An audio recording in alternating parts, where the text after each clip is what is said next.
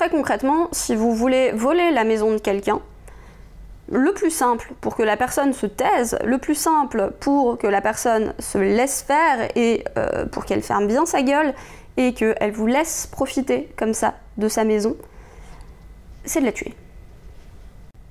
Et ça, Israël l'a bien compris.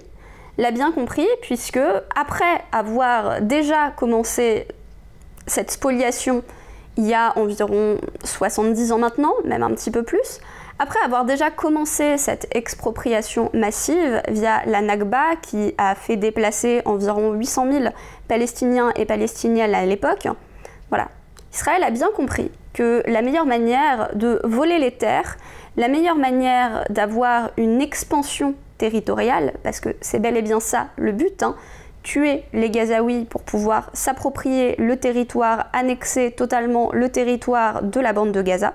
C'est d'ailleurs aussi pour ça qu'il y a actuellement des raids aériens et terrestres massifs sur la Cisjordanie, des arrestations massives actuellement, hein, cette nuit, ce matin, aujourd'hui, des arrestations massives de Palestiniens et Palestiniennes dans la Cisjordanie, etc. En fait, s'il n'y a plus personne pour résister, bah, il n'y a pas de résistance.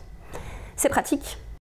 Après, on peut se dire que, bon, les gens des autres pays, vous, moi, tous, on va peut-être se dire il y a un problème. Peut-être tuer des gens pour leur voler l'endroit où ils vivent, peut-être c'est pas très sympa de faire ça. Peut-être il va y avoir des résistances internationales. Alors, de la part des individus, peut-être, effectivement. De la part des États, ben en fait ça risque pas. Parce que globalement, ils l'ont tous fait au cours de leur histoire. Tous, sans exception. Parce que sinon ce ne seraient pas des États. Typiquement, on pourrait se dire d'un air assez naïf que peut-être des pays comme la France, qui se targuent à l'échelle internationale d'être le pays des droits de l'homme, on se demande de plus en plus pourquoi, depuis le début en fait. Voilà, on pourrait se dire ce genre de pays vont réagir parce que c'est pas très bien. Mais la France est une puissance coloniale aussi. Et c'est ce qu'on voit notamment en Kanaki, actuellement. D'ailleurs, la France a, dans son histoire, une participation active à plusieurs génocides. Le génocide au Rwanda, le génocide européen, hein, aussi à l'encontre des Juifs et des Juives. Et a aussi, à son compteur, plus d'un siècle de colonisation de l'Algérie. Donc bon, à part se dire, bouh, Israël à côté de nous, c'est des petits joueurs, qu'est-ce que vous voulez? Qu'est-ce qu'on peut attendre de ce genre d'État?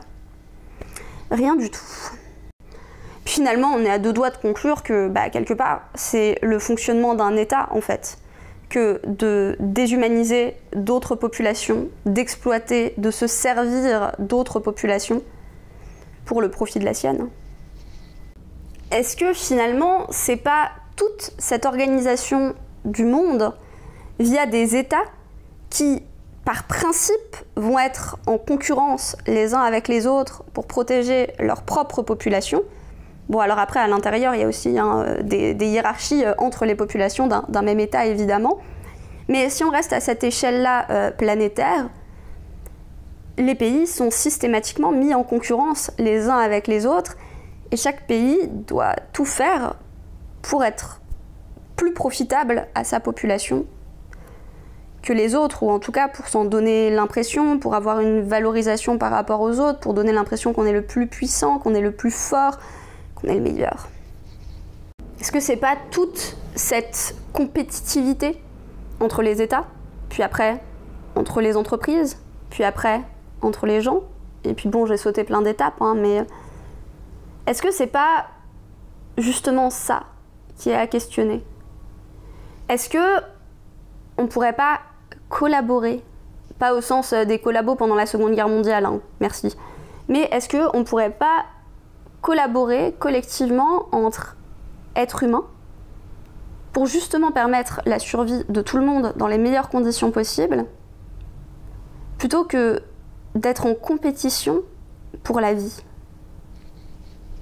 Et pour la vie dans tous les sens du terme, parce que c'est pour la vie dans le sens la garder, mais c'est aussi pour la vie dans le sens où en fait on va continuer comme ça jusqu'à la fin, quoi. Quoi faire d'autre? quoi faire d'autre? Est-ce que c'est pas fatigant sur le long terme de se retrouver en permanence mis en compétition par des gens qui ont triché dans cette compétition? C'est une question rhétorique. En fait, on pourrait tous et toutes vivre très sereinement. Il y a suffisamment de ressources sur la planète, il y a suffisamment de logements, il y a suffisamment d'alimentation, etc. pour qu'on puisse tous et toutes vivre sereinement sur ce foutu caillou. Mais non. Non. Certains et certaines, de longue date, à travers l'histoire, ont réussi à nous imposer un système qui fait que, plutôt que d'essayer de s'organiser collectivement pour que chacun et chacune puisse avoir la vie la plus épanouissante possible, nous, ce qu'on cherche, c'est d'avoir le plus possible, d'avoir plus que les autres, d'avoir plus que le voisin. Mais à quoi ça sert, en fait, d'avoir plus que le voisin? Excepté pour se valoriser comme ça, et excepté parce que justement ça a été valorisé socialement de se dire « Ah, moi je suis confortable, je suis yimbe et tout ». Mais je sais pas, moi j'ai pas besoin d'avoir plus que le voisin. J'ai besoin d'avoir un endroit où vivre, d'avoir à manger, d'avoir de l'eau, d'avoir accès à des soins médicaux et d'avoir accès à un petit peu d'activité pour mon épanouissement personnel. Comme tout le monde, en fait.